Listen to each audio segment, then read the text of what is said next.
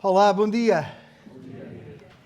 Nós continuamos a nossa jornada pelo Antigo Testamento, na nossa série panorâmica, um rei, um povo, um livro. Deus, nós, o seu povo, ao longo dos tempos, ao longo das eras, neste caso particular, o povo de Deus no Antigo Testamento, e um livro, a Palavra de Deus, a Bíblia, particularmente o Antigo Testamento. É esta a nossa jornada, é este o nosso panorama, o caminho que estamos a fazer. Na semana passada nós estivemos com o Timóteo em 2 de Samuel 6. O rei David, ele alegra-se na presença de Deus, o grande e eterno rei, o verdadeiro rei. No episódio em que a arca é trazida de volta a Jerusalém, é trazida para Jerusalém. David foi um guerreiro. David teve muitas vitórias, grandes vitórias militares, libertou Israel de todos os seus inimigos em redor, e quando entregou o reino ao seu filho Salomão, entregou um reino seguro e um reino em paz. Mas foram justamente o sangue e a guerra que impediram David de realizar o seu maior projeto e o seu maior desejo, o seu maior sonho, a construção do templo.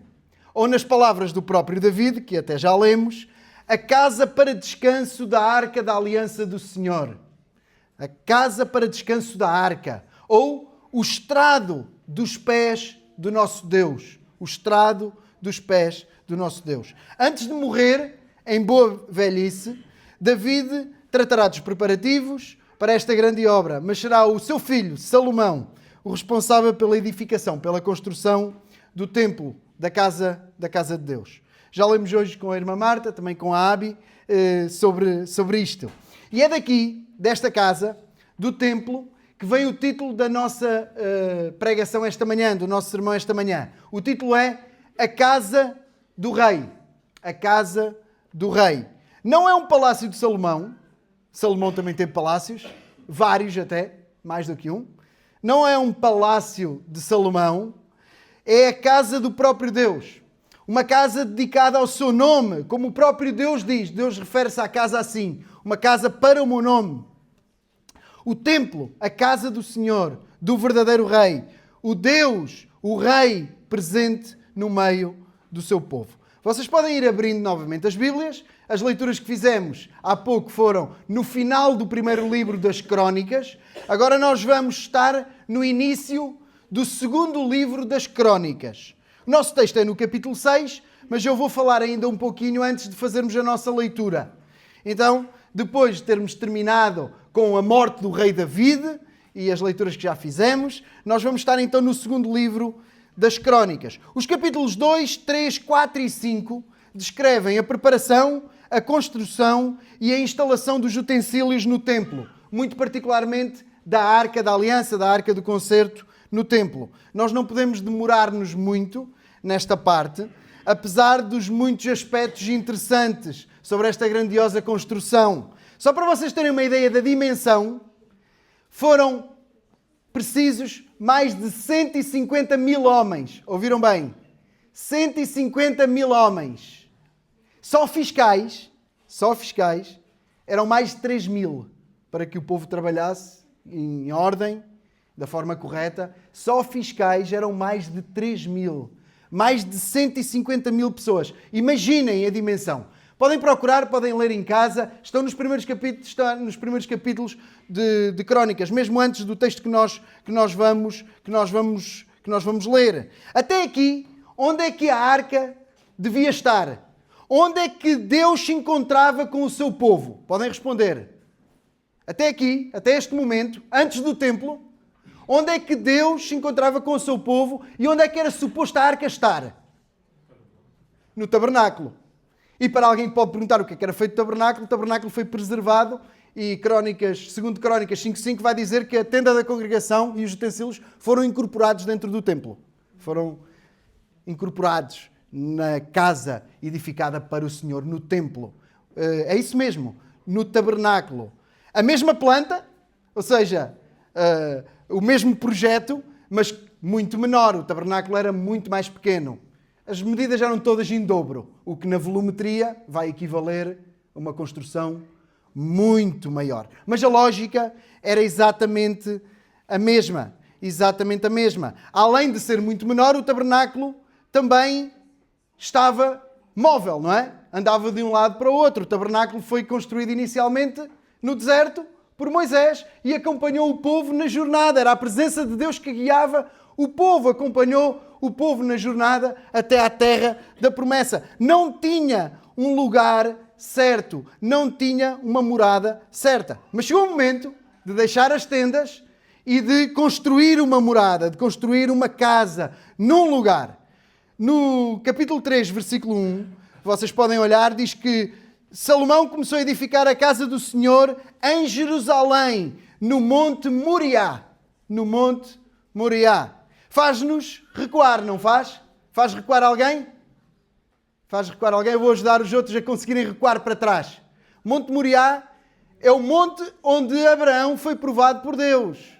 Onde pediu para ser sacrificado Isaque, o seu filho, o seu único filho, o filho da promessa. Onde Deus interrompe aquele sacrifício e apresenta um cordeiro, proveu um cordeiro para o sacrifício. É no mesmo monte onde os sacrifícios passarão a ser feitos. Só naquele dia vão ser milhares de milhares. Vão ser muitos milhares de sacrifícios. O interior do templo tinha duas áreas, como o tabernáculo.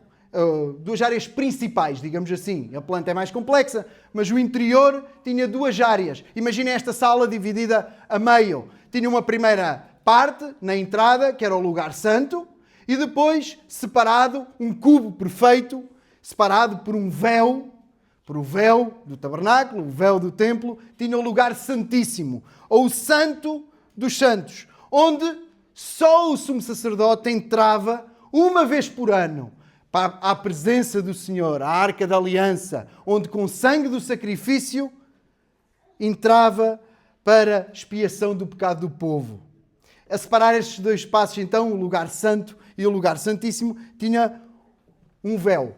O véu que é muito conhecido no Antigo Testamento, por causa do tabernáculo e do templo, e depois já à frente. Tão conhecido que nós cantamos sobre ele, já no nosso culto. No Santo dos Santos, 2 querubins gigantes. 2 querubins de madeira de oliveira, forrada a ouro, gigantes. Tinham 4 metros de altura. Asas abertas, 9 metros, mais ou menos. Querubins gigantes. Um de cada lado da arca. A arca no meio e por cima da arca, 2 querubins de ouro maciço. Querubins são anjos, com asas. No véu, bordados, mais querubins. No véu, bordados, mais querubins. No capítulo 3, versículo 14, diz também, fez o véu de pano azul, púrpura e carmesim, de linho fino, e pôs sobre ele querubins. Isto também nos faz recuar. Não faz? Faz recuar alguém? Os querubins? Todos os querubins? Faz recuar alguém? Eu vou-vos ajudar a recuar todos. Também para Gênesis, não o capítulo 22, mas para o capítulo 3. Logo no início, após a queda, quando o homem é expulso do jardim, diz assim Deus, havendo lançado fora o homem, pôs querubins ao oriente do jardim do Éden e uma espada inflamada que andava ao redor para guardar o caminho para a árvore da vida. Era também este o papel e o significado do tabernáculo e agora do templo. Deus está presente no meio do seu povo. Deus tem misericórdia. E pela sua misericórdia é possível ter acesso à presença de Deus. É possível ter acesso à presença do Deus que habita entre os querubins. É possível, por meio de um mediador, no caso o sumo sacerdote, por meio de um sacrifício de um substituto, um cordeiro perfeito, é possível passar além do véu e estar na presença de Deus. É possível achar o favor de Deus. É possível ir além dos querubins e estar diante de Deus e ser perdoado por Ele, ser aceite por Ele, por causa do mediador, por causa de uma oferta, de um substituto, de um sacrifício. O templo, a casa do Senhor, a casa do Rei, tinha este significado. Deus está presente. Deus tem misericórdia. Deus está presente com o seu povo. Deus é cheio de misericórdia. É dia de festa. Estamos a chegar ao nosso texto. A obra está concluída. A arca já está no seu lugar, no Santo dos Santos, dentro da casa de Deus, dentro do templo. O povo está reunido. São oferecidos tantos sacrifícios naquele dia que não se podem contar.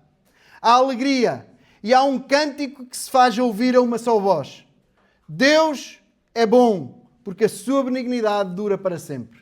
Deus é bom, porque a sua benignidade dura para sempre. Capítulo 5, versículo 13. É este o contexto do nosso texto, o capítulo 6. É este o contexto próximo do nosso texto, capítulo 6.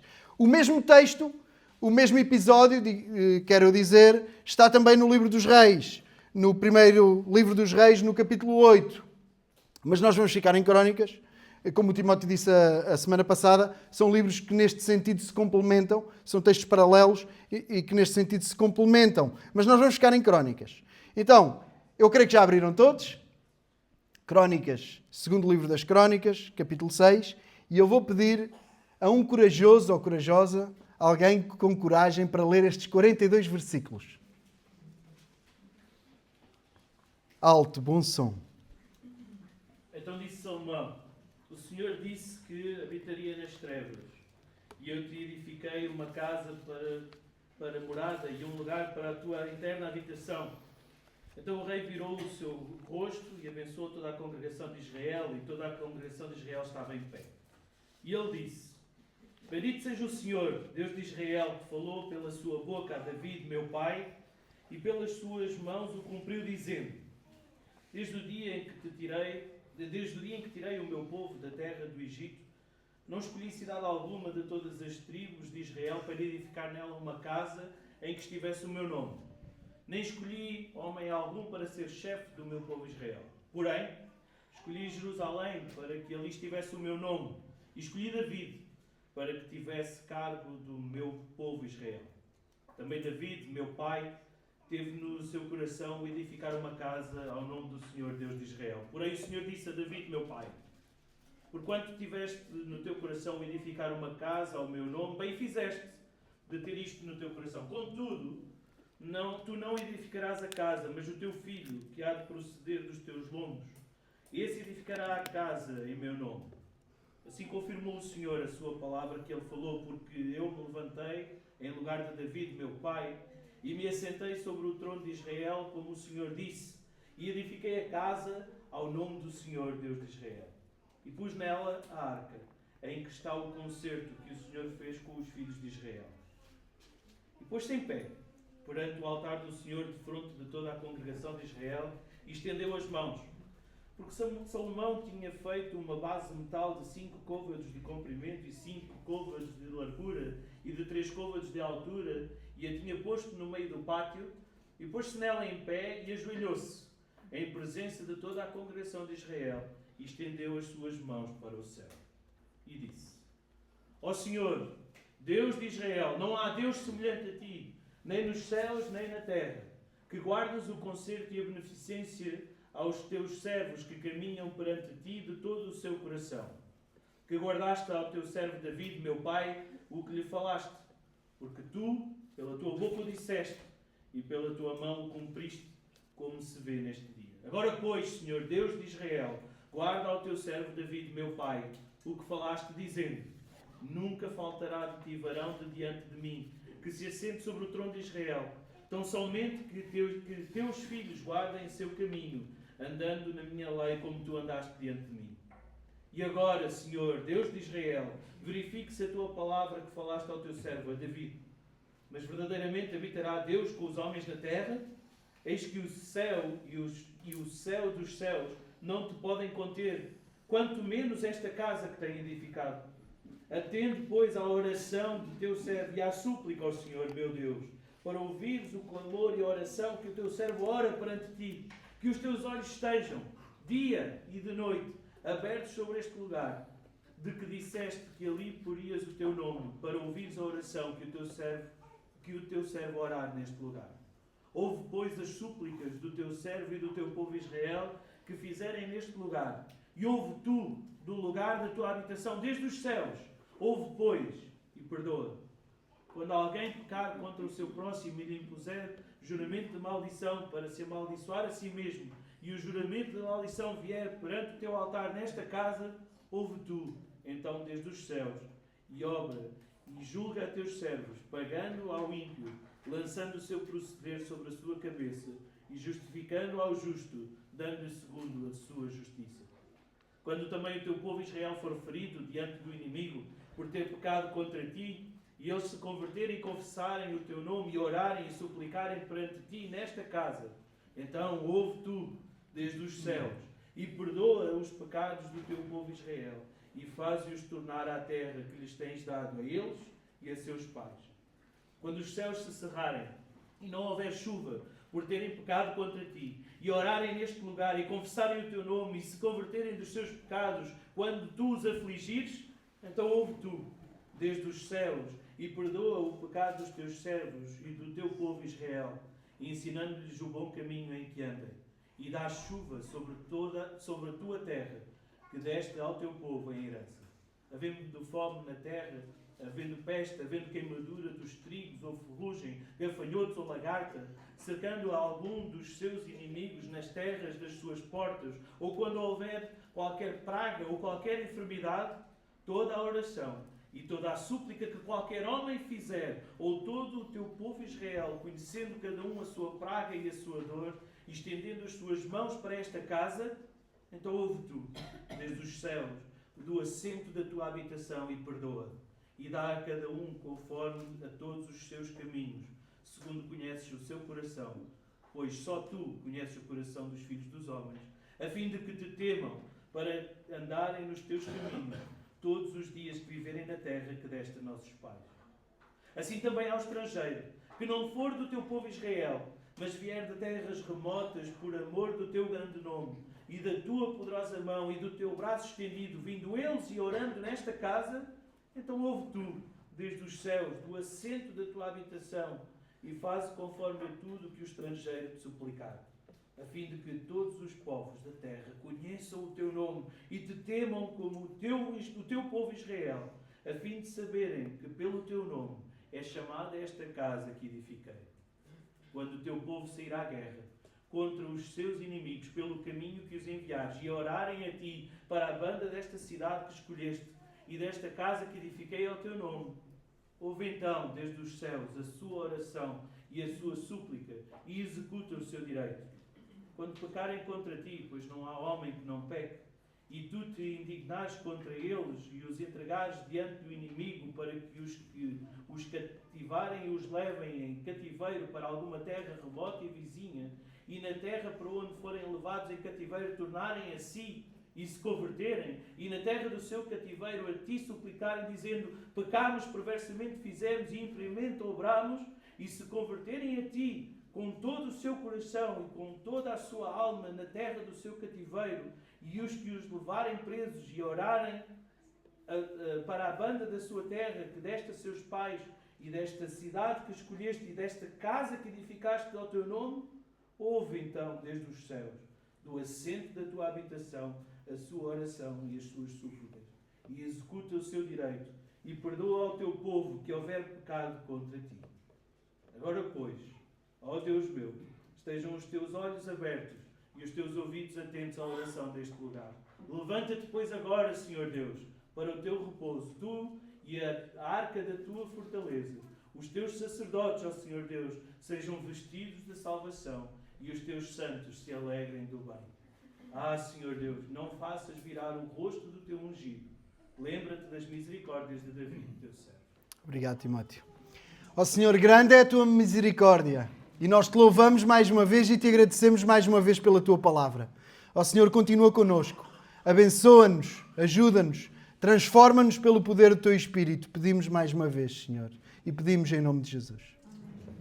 O texto é longo, nós não vamos passar pelos versículos todos, nem por todos os detalhes, obviamente, senão não tínhamos a menor hipótese de almoçar.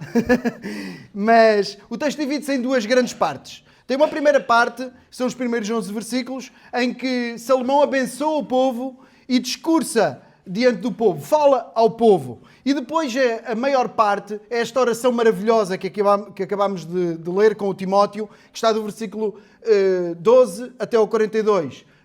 Os últimos 30 versículos, esta oração de Salomão. Eu quero focar a nossa atenção na oração, na segunda parte, na oração de Salomão. Mas antes, alguns breves comentários na primeira parte, nos primeiros versos, na bênção e no discurso de Salomão diante do povo. O povo está de pé diante do rei Salomão. Ele abençoa-os. E ele começa por bem dizer o Senhor. Salomão reconhece que estar ali naquele dia, naquele lugar e com aquela obra realizada é tão somente cumprimento da palavra de Deus. Era fidelidade do Senhor. Era obra do Senhor. Era o cumprimento da palavra e da promessa de Deus feita a David, seu pai. Os versículos 10 e 11 transmitem esta ideia de forma perfeita. Assim confirmou o Senhor a palavra que ele falou. Porque eu me levantei no lugar de David, meu pai, e me assentei sobre o trono de Israel, como o Senhor disse. E edifiquei esta casa ao nome do Senhor, Deus de Israel, e pus nela a arca em que está o concerto que o Senhor fez com os filhos de Israel. É o Senhor a confirmar, é o Senhor a cumprir a sua palavra, é o Senhor a cumprir aquilo que disse a David, pai de Salomão. Salomão é rei, Salomão é poderoso. Nós lemos há pouco, nunca houve majestade como no tempo de Salomão. Para vocês terem uma ideia, havia tanto ouro e tanta prata, que a prata deixou de ser pesada e era considerada como pedra da calçada. É assim que está nas Escrituras. Deixaram de pesar a prata. Já não se pesa mais, que é tanta prata que não se pesa. Já só pesavam ouro. Salomão é este rei. Está rodeado de majestade, de ouro por todos os lados. Mas diante do Eterno, diante do Deus de toda a glória, Salomão não hesita. E ele assume diante de todo o seu povo, diante dos seus súbditos, diante do seu povo, que o mérito e o crédito daquele dia, daquela obra, são do Senhor. O mérito é do Senhor. A obra é do Senhor. Os créditos são do Senhor. É tudo para o Senhor. A tendência de qualquer homem, quando alcança um lugar de destaque, um lugar de poder, é de alguma forma exibi-lo. De alguma maneira mostrar, aproveitar, exibir. É normal. É humano. Mas naquele dia não foi assim. Não era uma simples inauguração. Não era sequer uma grande inauguração nacional. Como nós podemos imaginar para nós, se calhar as coisas mais recentes foi que o Euro 2004. Antes disso, Expo 98, Ponte Vasco da Gama. Para os mais antigos já, que isso foi em 98. Ainda se lembram do recorde do Ferry? Era Ferry ou era Super Pop? Era Ferry. Sabem qual foi a refeição? Feijoada, exatamente. Foi feijoada. Mas foi mesmo feijoada. Eu fui confirmar. Eu só tinha 11 anos na altura. Já não me lembrava. Mas não se trata de um evento nacional desta ordem de grandeza. É incomparável. Não tem sequer comparação. Não se tratava sequer de uma inauguração. Isto não é uma inauguração. É uma dedicação. É uma consagração. O templo, a casa do rei, seria cheia e verdadeiramente inaugurada, não por Salomão, mas pelo próprio Deus. Era dele a casa. Era ele que a ia inaugurar. Não o homem, não o povo, não o rei com letra pequena, mas o rei da casa, o rei eterno. Salomão sabe disso muito bem. E a oração que ele faz em seguida confirma-o de forma notória. E que oração! E que oração! Passamos para a oração, que está do versículo 12 a 42. Eu vou falando, vocês podem ir acompanhando. Versículo 12 e 13. O rei Salomão ele está de pé diante de todo o povo, diante do ajuntamento, diante de toda a congregação, diante daquela multidão. Ele está no átrio do templo. Ele está em cima de uma plataforma de metal, com mais ou menos 1,5 metro de altura. Ele está em cima daquela plataforma de metal que ele fez para aquela ocasião. E ele levanta as mãos ao céu e ajoelha-se. Ele não está ali para estar a ser visto. Ele não está ali para estar a ser honrado. Ele não está ali para estar a ter destaque. Ele está ali elevado, mas para se ajoelhar, para levantar as mãos aos céus e para pedir a misericórdia de Deus e entregar o seu povo e a sua vida ao Deus da misericórdia. Pedir a sua bênção, pedir o seu favor naquele dia e nos dias seguintes. Ele está com os olhos no céu e de joelhos diante dos seus súbditos, diante do seu povo. Ele humilha-se, como nós vimos a semana passada com o Timóteo, o rei David, o seu pai, que não tem problemas de se humilhar diante de Deus e ainda diz, ainda me humilharei mais. Salomão está a seguir o exemplo do seu pai. Humilha-se diante do seu povo, porque na realidade está-se a humilhar diante do grande e eterno Deus. Ele começa a orar. E o versículo 14 tem o início da oração. Ó Senhor, Deus de Israel, não há Deus semelhante a ti, nem nos céus nem na terra. Não há ninguém como tu, que guardas o conserto, a beneficência aos teus servos, que caminham perante ti de todo o seu coração. Ele começa por afirmar que não há Deus como o Senhor, que não há ninguém como Deus, que não há nem no céu nem na terra, não há outro Deus, não há ninguém igual, não há ninguém igual a Deus. Deus é fiel, Deus guarda a sua aliança com o seu povo. Deus é o Deus que promete e que cumpre. Deus prometeu a David e cumpriu, como hoje se vê neste dia, continua Salomão no versículo 15. Deus é este Deus de promessas, e não só de palavras, mas de cumprimento de promessas, de falar e cumprir, de dizer e fazer, de predizer e acontecer, de fazer aliança e sustentá-la, mesmo quando o homem falha. Deus prometeu a David e cumpriu. É isso que se vê hoje, diz Salomão ao Senhor. Não é um reconhecimento meramente teórico, não é uma palavra vaga, Senhor abençoa, Senhor tem sido comigo, genérica e vaga, mas é algo concreto, prático, real, vivido. Salomão expressa uma profunda consciência da presença de Deus na sua vida e na vida do povo de Deus. As coisas que acontecem, elas não são obras do acaso, da sorte ou do azar. Aquilo que está a acontecer é obra de Deus. E aquilo que virá a acontecer está na mão de Deus. É de Deus que se deve depender. No bem e no mal. Na fartura ou na fome. Ele demonstra esta profunda consciência de que a vida de todo o ser humano está nas suas mãos. E por isso ele humildemente, ele espera e depende da misericórdia de Deus. Ele espera e depende da misericórdia de Deus para a permanência desta comunhão que hoje é tão notória, que naquele dia é tão presente, é tão manifesta. Ele espera na misericórdia de Deus para a permanência dessa comunhão e para a permanência da presença do Senhor, abençoando o seu povo. Salomão sabe que o pecado estraga tudo. Salomão sabe que o pecado estraga tudo. E sabe que só a confissão e o arrependimento diante de Deus, diante do misericordioso, diante do gracioso, diante do longânimo, só o arrependimento e a confissão diante do Rei, do grande Rei, podem trazer esperança de restauração. Salomão sabe que Deus é muito diferente dos homens. É santo, é infinito, é eterno. O versículo 18 demonstra isso claramente. Mas verdadeiramente habitará Deus com os homens na terra? Verdadeiramente habitará Deus com os homens na terra? Eis que o céu e o céu dos céus não te podem conter, quanto menos esta casa que eu te tenho edificado.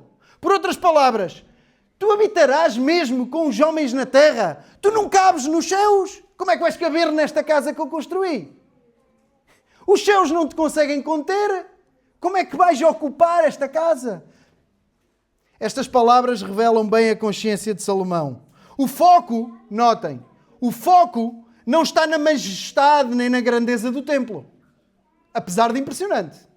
O foco não está na majestade nem na grandeza do templo, mas na misericórdia de Deus. Diante do ouro, diante da imponência da casa de Deus, da obra feita, Salomão foca-se na misericórdia, no amor, na graça de Deus. O Rei Eterno pode fazer-se presente no meio do pó, por ser grande em misericórdia. É o que está na cabeça de Salomão.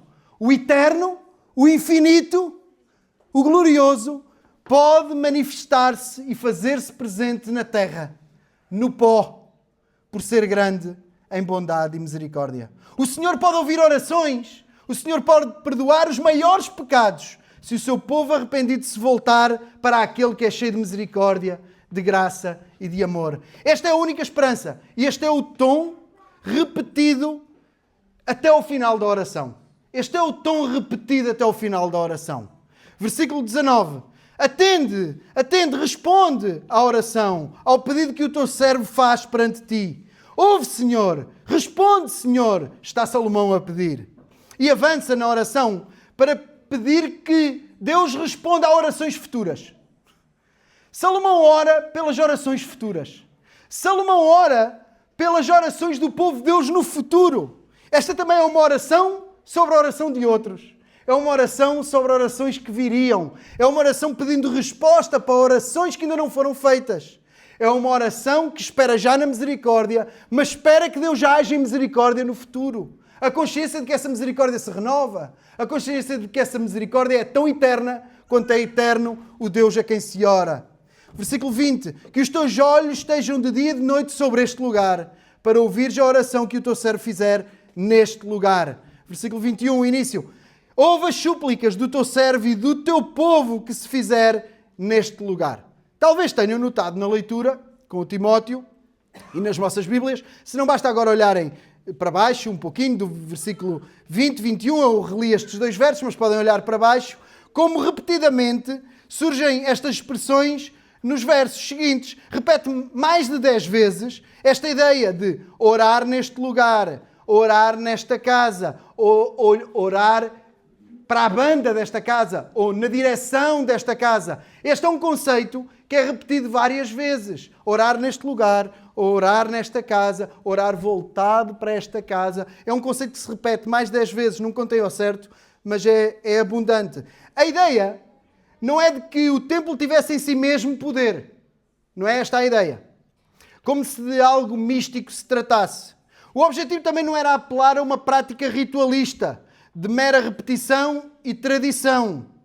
A força que se quer transmitir com estas repetições é que o povo de Deus devia orar com os olhos postos no lugar do sacrifício.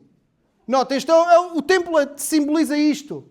No monte onde foi feito aquele primeiro sacrifício e onde acontecem os sacrifícios, o povo é chamado a orar voltado para a casa onde está a presença de Deus e onde são feitos os sacrifícios, onde a ira de Deus é aplacada, onde a sua justiça é satisfeita, onde o pecado é coberto pela morte dos substitutos. O povo é chamado a orar com os olhos postos na misericórdia. O povo é chamado a orar lembrando o significado e o papel daquele lugar. Orando, lembrando o significado e o papel do templo, de tudo o que lá acontecia, de como Deus fazia presente e como os sacrifícios pela misericórdia de Deus cobriam o pecado do povo. A ideia era orar com olhos na misericórdia, nunca no esforço, nunca no mérito. O israelita, orando em sua casa, não devia orar porque tinha uma casa muito grande e era muito bem sucedido. Olhava para a casa de Deus, porque ele esperava na misericórdia que está naquela casa e não o construiu na sua própria casa. Estando longe lá porque foi levado cativo, não ora com os olhos deprimidos porque está preso e abatido e ninguém o pode valer porque grande é o império que o oprimiu. Ora virado para Jerusalém porque o Senhor é rei e naquela casa ainda há misericórdia, naquele lugar o Deus eterno ainda tem misericórdia. É orar voltado para o Deus que tem uma misericórdia sem fim. Sem fim. Este é o sentido. Esta é a ideia do texto. Fica clara que a lógica não é pensar que Deus estivesse mesmo ali no templo. Fica claro isso. Não há a ideia de que Deus está mesmo ali no templo. Deus manifestava a sua presença, mas não estava contido ali. Por isso, da mesma forma que se repete neste lugar, nesta casa, também vai repetir uma outra expressão mais de 7 vezes, que é o que está na segunda parte do versículo 21. Ouve tu do lugar da tua habitação, desde os céus, ouve, pois, e perdoa. Ou seja, Salomão sabe que a habitação de Deus onde é que é?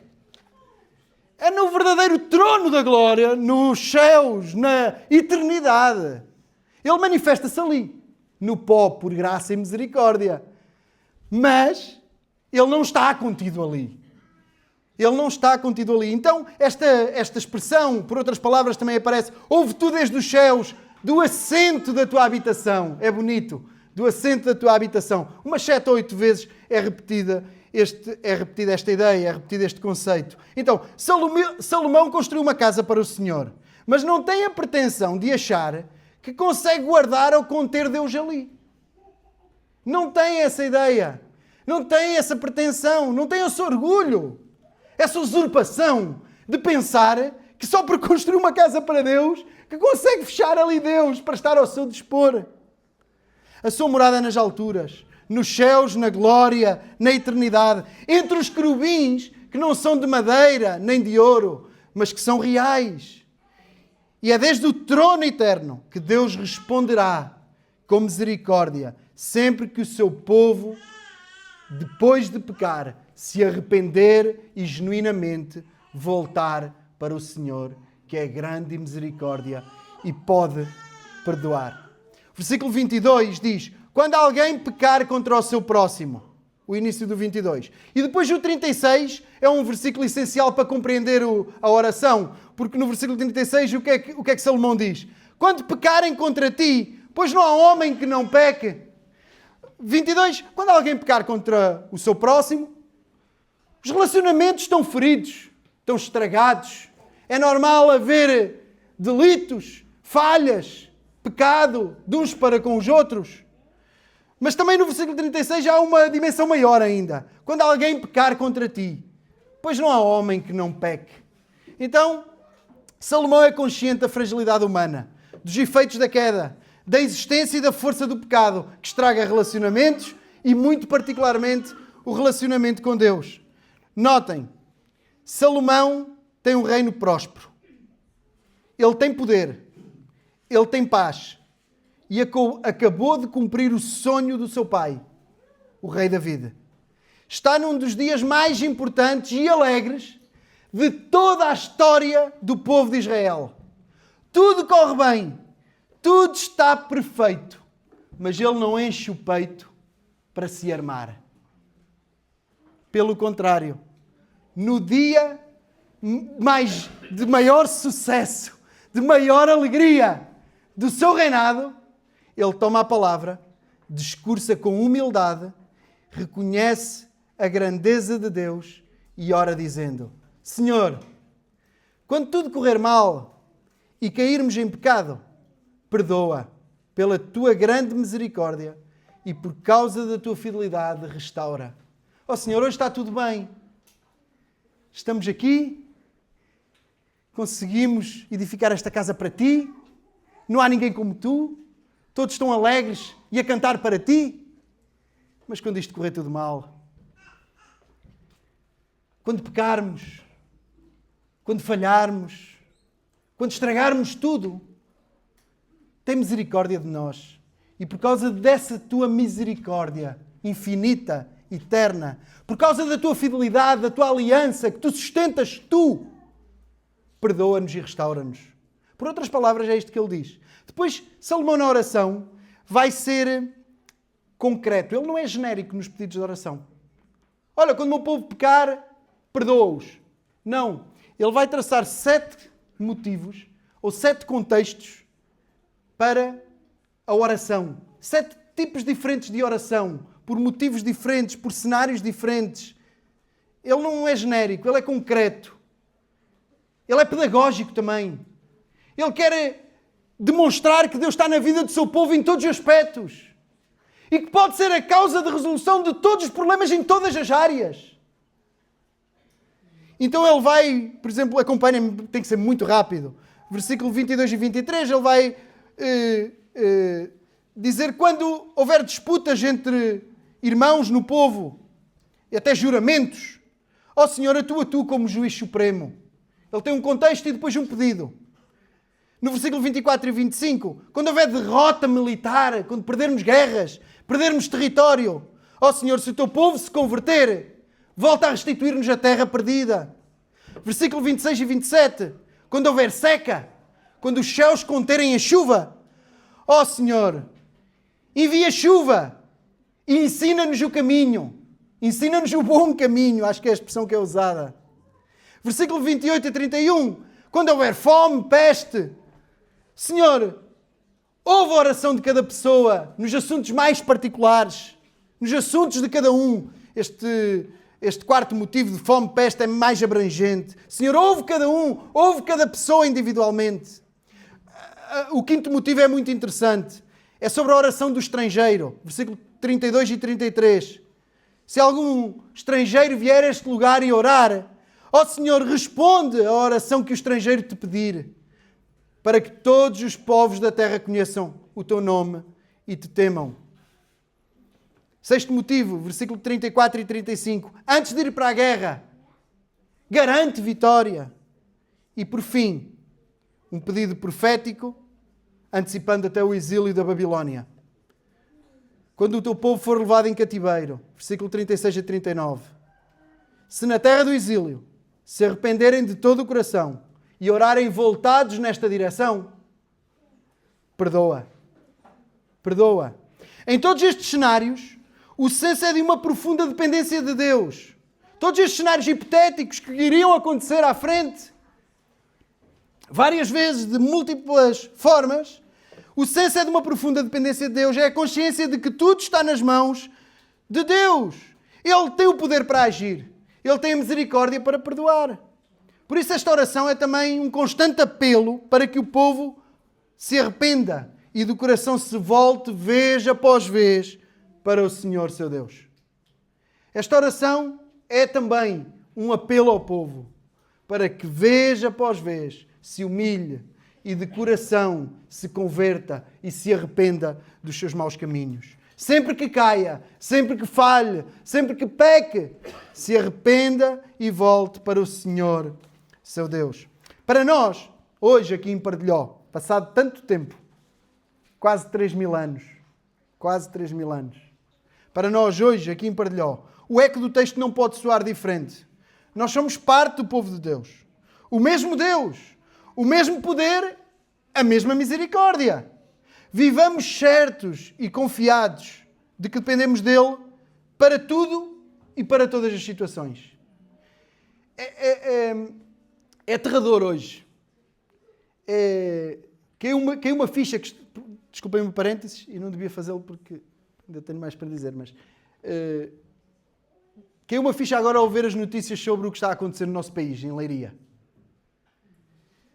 Não há uma pessoa com esperança.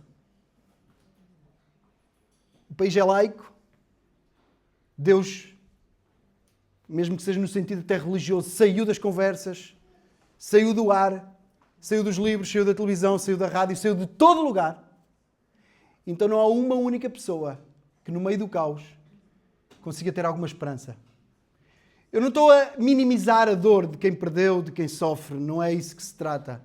Eu estou a falar até das pessoas que observam, que não perderam nada, que estão a olhar.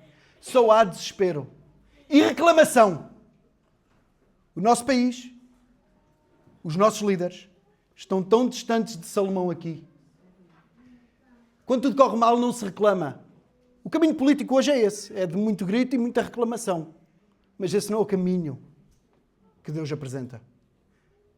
O caminho também não é das soluções que se apresentam e que tem que haver explicação para tudo. Há ocasiões em que só dá para orar e pedir que o Eterno, que é rico em misericórdia, console, responda, ajude a ultrapassar o tempo, a esperar os dias, porque há dias que são com tantas trevas que nós não achamos que vamos aguentar. Deus tem resposta, mas não a tem logo. Deus tem solução, mas não é no nosso tempo. Deus é infinito, mas nós somos tão finitos que não compreendemos. Quão pobres somos se, como povo de Deus, nos roubarmos a nós mesmos, de diante das circunstâncias dos nossos dias, não conseguirmos levantar as mãos e os olhos ao céu e orarmos, nem que seja para pedir, Senhor, eu não aguento mais, mas consola-me Tu e ajuda-me Tu a ultrapassar esta dor, esta dificuldade. Senhor, mostra-me se é pecado que eu quero corrigir. Senhor, ajuda-me, livra-me dos meus inimigos, das circunstâncias. Quão pobres somos se não recorrermos ao Deus que é presente no nosso meio. Quão pobres somos. Vivamos confiados de que nós dependemos dele para tudo. Até para respirar. Independentemente do que nos possa acontecer, nós não somos destinados ao desespero, porque o Senhor está connosco. E Ele ouve as nossas orações. Ele ouve as nossas orações. A nossa vida não é diferente, a nossa vida é igual à do povo de Deus, tem altos e baixos. Também tem falhas, pecados nossos, tem circunstâncias que não têm nada a ver com pecado, mas que nos afetam, que nos atingem. Mas Deus está connosco. O Deus eterno, o Rei da Misericórdia, está connosco. Também quando pecamos, este texto nos ensina e nos convoca a uma vida de arrependimento. Se confessarem, se se converterem, é a terceira repetição deste texto. Nesta casa, neste lugar. Ouve lá dos céus, ouve da tua habitação. Mas também há uma outra repetição. Se converterem, se se arrependerem. É uma repetição que também aparece no texto. Há uma condição para tu receberes misericórdia. Há uma condição para eu e tu recebermos graça e misericórdia. Se te converteres, se te arrependeres, se desistires de viver só com força do teu braço, de mão arregaçada. Mas se te voltares para Deus humildemente, tu não podes esperar bênção e resposta às orações se vives de costas voltadas para Deus e sem arrependimento. Também nos ensina isto este texto. Tu não podes esperar a presença graciosa de Deus na tua vida se vives por tua conta e risco, ignorando a sua vontade. Tu não podes esperar perdão e restauração se ignoras a sua misericórdia e o seu amor, que está disponível, mas para o contrito de coração. Está disponível. Deus não rejeita um coração contrito, mas resiste aos soberbos e aos orgulhosos. Deus não despreza um coração contrito. Era esta a esperança de Salomão, naquele momento. Mas Deus resiste aos soberbos. Este texto e a oração de Salomão deve ajudar-nos nas nossas orações. Deve-nos ensinar a orar. Lembra-te, não há qualquer poder místico na forma da oração. Não se trata de orar no lugar A ou no lugar B, na posição 1 ou na posição 2. Não se trata de orar aqui ou orar em casa, de orar no carro ou de orar na pastelaria. De orar de joelhos ou de orar de pé. Claro que há orações diferentes umas das outras. Claro que estamos num momento de culto. Fazemos as coisas de determinada forma, por respeito e adoração e louvor a Deus. Claro que sim. Mas não se trata de nada místico. De ter que orar assim ou ter que orar assado. De ter que orar naquele lugar ou ter que orar naquele lugar. Não se trata disso. Mas de esperar no poder e na misericórdia de Deus. Lembra-te, orar não são palavras mágicas. Não são. Não se trata de uma mera tradição e de uma repetição que só porque repetiste e fizeste, as coisas vão acontecer. Não é orar por orar. Mas é confiança. É fé. É dependência dele. Lembra-te, orar não manipula Deus. Não obriga Deus. Assim como Salomão sabia que não podia pôr Deus dentro daquela caixa, por muito bonita, grande e majestosa que fosse. Orar não obriga Deus a nada. Ninguém o pode deter.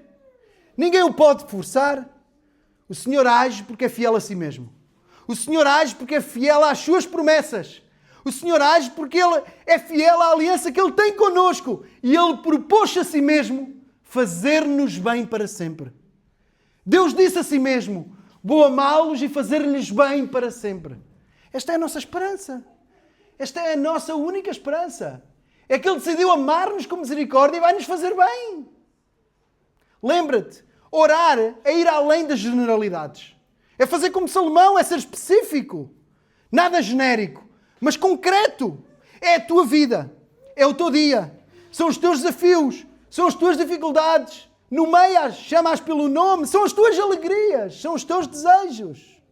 Lembra-te, orar é também confessar e pedir perdão. E às vezes essa será mesmo a nossa melhor oração. Orar, ensina-nos este texto, é clamar e pedir por misericórdia, é pedir perdão, é confessar e reconhecer o erro. O templo era um lugar de misericórdia. Não sei como é que aquilo depois para a frente se transformou em algo completamente religioso. Mas se calhar ajuda a explicar como é que nós muitas vezes também como uma igreja transformamos algo onde o pecado se esconde e não é um lugar de misericórdia. Toda a gente finge que se comporta bem. O templo era um lugar onde se ofereciam sacrifícios dizendo: eu sou pecador, preciso de um substituto que Deus disse que estava aqui e que se eu oferecesse era perdoado. E uma igreja é um lugar onde nós reconhecemos e vimos aqui todos os domingos cantar e dizer: tu enviaste o filho, eu acredito nisso, então eu posso vir aqui e reconhecer que sou fraco, que falho, que peco, que ainda tropeço, que ainda caio, que ainda me esfolo, porque Jesus pagou por tudo isso. Não é uma carta branca para andar aí a escorregar e a patinar de propósito, mas é a consciência de que Ele nos sustém e nos perdoa sempre que nos convertemos e nos arrependemos e confessamos o nosso pecado. Lembra-te, orar não é só sobre ti. Orar é também orar pelos outros. Salomão orou pelo seu povo. Salomão orou por todo o povo, por orações futuras. Quem tem a responsabilidade de conduzir outros é chamado a orar por eles. Se tu tens responsabilidade de conduzir outros, é chamado a orar por eles, pelo nome deles. E não é preciso ser presbítero ou pastor da igreja ou ter outra responsabilidade, pregação, diaconato. Não! Basta seres pai ou mãe. Tens responsabilidade de orar pelos teus. Avó, tia, mulher, marido, amigo. Temos responsabilidade de orar pelos nossos. Mas temos a responsabilidade de orar pelos de longe. Salomão orou pelos estrangeiros. Não só pelos seus. Todos nós somos chamados a orar também por aqueles que nos são estranhos, que nos são distantes. Não somos chamados a orar pelos nossos. Orar pelos nossos não vou dizer que é fácil, porque muitas vezes esquecemos. Mas orar pelos nossos é sempre mais fácil. Somos chamados a orar pelos outros. Por aqueles que ninguém vê. Por aqueles que nós também não vemos. Mas este texto lembra-nos a orar pelos outros. Voltando ao nosso texto. E vamos fechar. Qual é que foi a resposta de Deus? A resposta de Deus é maravilhosa. A resposta de Deus à edificação e à dedicação desta casa, do templo. A resposta de Deus à oração de Salomão e à atitude do povo, de tanta alegria, de tanto louvor. A resposta está no capítulo 7 e é maravilhosa. A resposta foi de confirmação. O Senhor, o rei da casa, o dono da casa, inaugurou o templo. O rei encheu a sua casa. Dizem assim os primeiros 3 versículos. Acabou Salomão de orar. Capítulo 7. Desceu fogo do céu e consumiu os holocaustos e os sacrifícios, e a glória do Senhor encheu a casa. Os sacerdotes não podiam entrar na casa do Senhor, porque a glória do Senhor tinha enchido a casa do Senhor. E todos os filhos de Israel, vendo descer fogo e a glória do Senhor sobre a casa, encurvaram-se com o seu rosto em terra, sobre o pavimento, e o adoraram, e louvaram o Senhor, porque é bom, e porque a sua benignidade dura para sempre. Mas Deus ainda daria uma outra resposta. Deus daria uma resposta ainda mais maravilhosa. Deus daria uma resposta inacreditável. Salomão pergunta no versículo 18 do capítulo 6, já dissemos, mas verdadeiramente habitará Deus com os homens na terra? Foi isto que Salomão perguntou ao Senhor. Deus respondeu, sim, eu habitarei verdadeiramente na terra com os homens. Deus respondeu sim, enviando o seu Filho, enviando Jesus. Sim, Deus verdadeiramente pode habitar na terra entre os homens. Ele já o fez. Jesus já veio. Jesus já veio. O rei, o dono da casa, já veio. E eu vou-vos falar rapidamente do episódio em que ele entrou na casa que era dele. Ele entrou no templo. Já não é este, foi reconstruído, não interessa para o caso, mas é o mesmo templo, no mesmo lugar, o mesmo propósito. Jesus entrou na casa.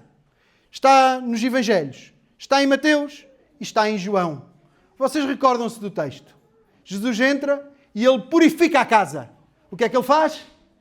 Ele expulsa de lá os vendedores. Diz assim Mateus. Entrou Jesus no templo de Deus, expulsou todos os que vendiam e compravam no templo, derribou as mesas dos cambistas e as cadeiras dos que vendiam pombas. E disse, está escrito, a minha casa será chamada casa de oração. Acho que tem a ver com o que nós falamos. A minha casa será chamada casa de oração. Mas vós já tendes convertido em covil de ladrões. Foram ter com ele ao templo cegos e coxos e curou-os. Não sei se se lembram, a semana passada com o Timóteo, que David também tinha ali um episódio em que se tiravam coxos e cegos de lá. Não sei se se lembram com David, com o rei David. Jesus faz o mesmo, curando-os. Curando-os. Não matou ninguém. Curou-os. Não há mais cegos, não há mais coxos. Vendo então os principais sacerdotes e os escribas as maravilhas que se faziam e os meninos clamando no templo, Hossana ao filho de David, indignaram-se e disseram, tu não ouves o que dizem? Disse-lhes Jesus, sim, nunca lestes. pela boca dos meninos e das crianças de peito, tiraste o perfeito louvor. Jesus, Emmanuel, Deus conosco, o Rei presente, o Rei na sua própria casa, com toda a autoridade, põe em ordem a casa de oração. Põe em ordem a casa da misericórdia, que não é para ser casa de negócio, é casa de graça, é casa de bondade, é casa do favor de Deus. Hosana ao filho de David. Por outras palavras, salva-nos, filho de David. Clamavam as crianças e clamavam bem, diz Jesus. Tu hoje, nesta manhã, és chamado a clamar o mesmo. Jesus, filho de David, tem misericórdia de mim. Hosana, salva-me, Senhor. Salva-me, Jesus. Tem misericórdia de mim, Jesus. Em João, o mesmo episódio, o diálogo é diferente. João conta uma perspectiva diferente. Eu vou ler. Achou no templo os que vendiam bois, ovelhas, pombos e cambiadores assentados. E tendo feito um chicote de cordéis, lançou-os todos fora do templo, bem como os bois e as ovelhas, e espalhou o dinheiro dos cambiadores e derribou as mesas. E disse aos que vendiam pombos: tirai daqui estes e não façais da casa do meu pai casa de vendas. E os seus discípulos lembraram-se do que está escrito: o zelo da tua casa me devorará. Jesus respondeu e disse-lhe: derribai este templo e em 3 dias o levantarei. Disseram, pois, os judeus: em 46 anos foi edificado este templo. Tu o levantarás em 3 dias. Mas ele falava do templo do seu próprio corpo. Quando, pois, ressuscitou dos mortos, os seus discípulos lembraram-se de que dissera isto e creram na Escritura que Jesus tinha dito. Jesus, Emmanuel, o Deus conosco, o Rei presente, o mesmo episódio. Ele, a verdadeira casa de Deus, o verdadeiro templo de Deus, a plena e perfeita presença de Deus. Ele entrega-se em sacrifício por nós. Ele não destrói a casa. Ele entrega a verdadeira casa, o seu corpo, o verdadeiro templo. Ele entrega-se. E quando se entrega, o véu rasga-se. E agora o acesso não é através de sacerdotes, é através de Jesus. Não é uma vez por ano, é sempre que tu oras. É sempre que tu queres. É sempre que tu o buscas. Por meio de Jesus. Como cantamos, o véu que separava já não separa mais. O véu rasgou-se. E 3 dias volvidos, Jesus ressuscitou e triunfou sobre a morte. Aquela casa não foi destruída naquele momento, foi depois. Mas o seu significado, o seu lugar de sacrifício perdeu valor. O véu rasgou. Já não há santo dos santos inacessível. Jesus é a porta de entrada. É a presença de Deus aberta. É o mediador, o único, entre Deus e os homens. Já não há querubins a separar. Jesus uniu-nos ao Pai. Jesus é tudo o que nós precisamos. Fez de nós parte do seu corpo. Corpo de Cristo. E templo do seu Espírito. Fez de nós sua casa, sua habitação. Agora, nós não somos obrigados a orar num determinado lugar ou voltados para um determinado lugar. Nós oramos em nome de Jesus. Nós oramos em nome de Jesus. Emmanuel, Deus conosco. A verdadeira presença de Deus. O unigênito de Deus. E a única razão de sermos ouvidos e aceitos por Ele. Louvado seja o Senhor. Vamos orar.